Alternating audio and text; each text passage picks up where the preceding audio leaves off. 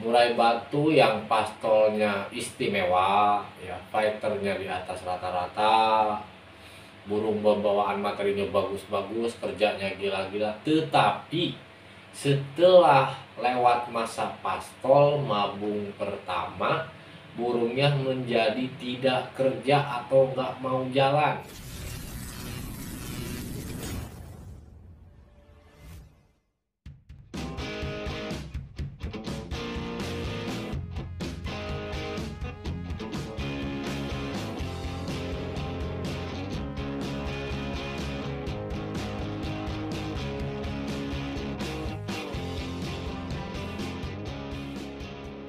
Assalamualaikum warahmatullahi wabarakatuh. Selamat malam para sahabat kicau mania dimanapun anda berada. Mudah-mudahan kalian semua pada sehat, ada dalam lindungan Allah Subhanahu wa Ta'ala, dan tidak kurang satu apapun. Amin ya Allah ya Rabbal Alamin. Alhamdulillah, pada kesempatan malam ini kita dapat berjumpa lagi di channel saya Jeje Mulyana ya.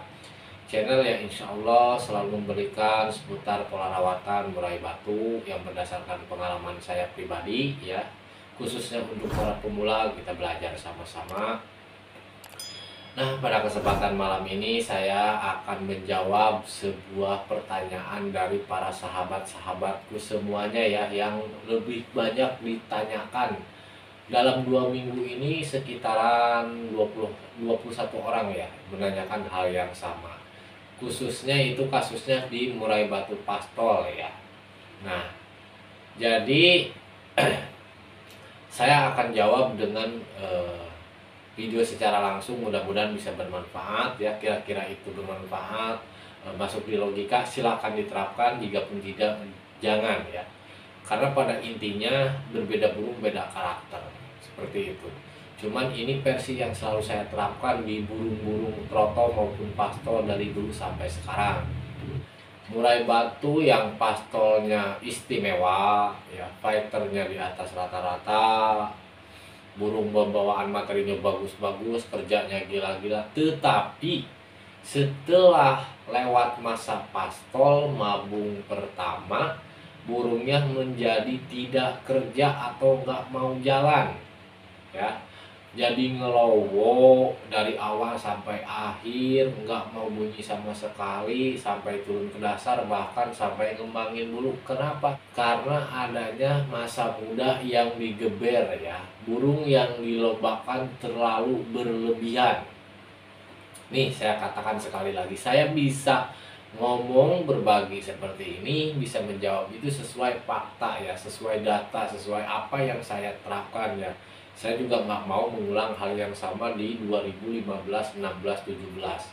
Bahkan 2019 pun saya sama ngalamin. Sekelas burung pastol, ya, anggaplah di usia 6-7 bulan udah istimewa. Ya, dia memiliki dasar fighter yang bagus, ya, mental yang bagus, birahi dan emosinya bagus, terus volumenya juga memang menunjang, ya, diselingi dengan pembawaan materi yang istimewa, otomatis kan membuat pemilik, perawat atau yang punya ini luar biasa senang, ya, percaya diri. Lalu dites kegantangan, akhirnya digantangkan, kerjanya gila katanya, sampai juara satu. Digantangkan sesi kedua lagi juara satu, lalu diikutkan lagi di kelas dewasa, masuk lagi. Nah, terus berikutnya begitu sampai burung seminggu sekali digantang, karena keasikan, terlalu keenakan, ya, terbawa suasana. Jadi ambisinya di atas segalanya gitu, ya, karena burungnya menunjang. Akhirnya burung ini digantangkan lagi seminggu 2 sampai 3 kali. Nah, performnya enak, lama-kelamaan menurun burung ini sampai mabung, ya. Nah, dari mabung tersebut setelah beres banyaklah timbul permasalahan-permasalahan yang tidak kita inginkan. Contoh salah satu seperti cat ini. Nah, ini chat yang saya tonjolkan di layar, ya, dari teman kawan kita di masa mudanya yang terlalu digeber mewah dan akhirnya sekarang kalau sampai akhir dari awal. Nah, kasusnya yang pertama itu, yang kedua bisa sampai cabul, ya, yang ketiga bisa down mental, di rumah cuma ngembangin bulu, ya, burung riwik, nggak mau gacor, bahkan diam sama sekali ya, bahkan matung. Dan ada pun bahkan burung yang memang gacor, bongkar buang materi di rumah, tapi ketika digantang nggak mau kerja sama sekali ya, PHP ya, jago kandang. Nah, karena apa? Karena mental masa mudanya yang kita rusak, bukan kita jaga ya. Mental masa mudanya kita rusak.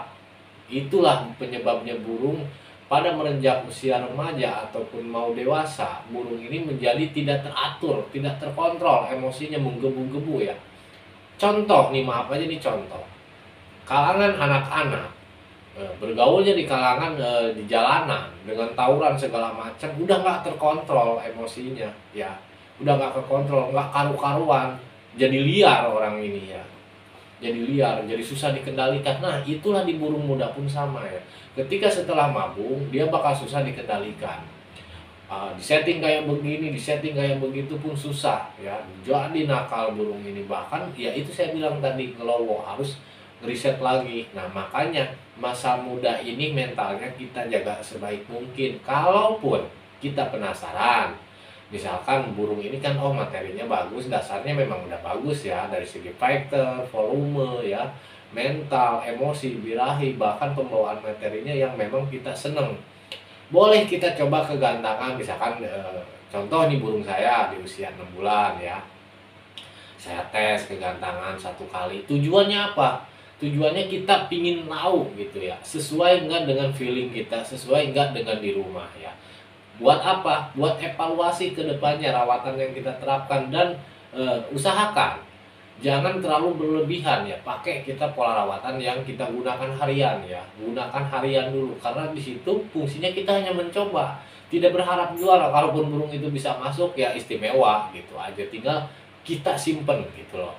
Nah, dari itu kita melihat bagaimana kinerja burung, gaya mainnya seperti apa, pembawaan materinya seperti apa, volumenya seperti apa, responnya seperti apa. Itu kan yang lebih penting ya. Kadang kalau burung muda baru dibawa ke gantangan itu karena belum punya jam terbang. Biasanya matung, kaget, mangap. Nah, kalau syukur-syukur burung pertama kita bawa ke gantangan dia langsung respon seperti di rumah, nah itu hebat. Tinggal bagaimana kitanya nanti, mau disimpan apa mau dihajar terus. Ya itu nanti kalau dihajar terus kasusnya ya, oleh yang merusak mental di masa muda. Nah, kasus seperti ini jangan diulang ya.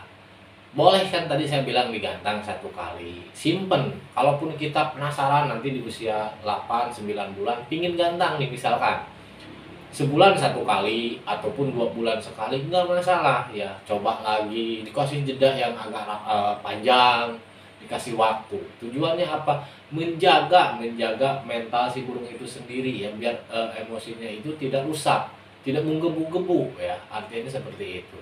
Nah, tunggu sampai usia mapan, sampai kita perlu pemasteran, pola rawatan yang baik, embun, jemur, umbar, kita tingkatkan terus setiap harinya, kita olah fisiknya ya, supaya burung ini benar-benar prima, kuat. Nanti pada saat burung ini mapan, katakanlah di usia 2 kali mabung, walaupun 1 kali mabung kan udah bisa, sekarang ada kelas pastol, itu pun jarang-jarang ya, bisa 2 minggu sekali atau 3 minggu sekali.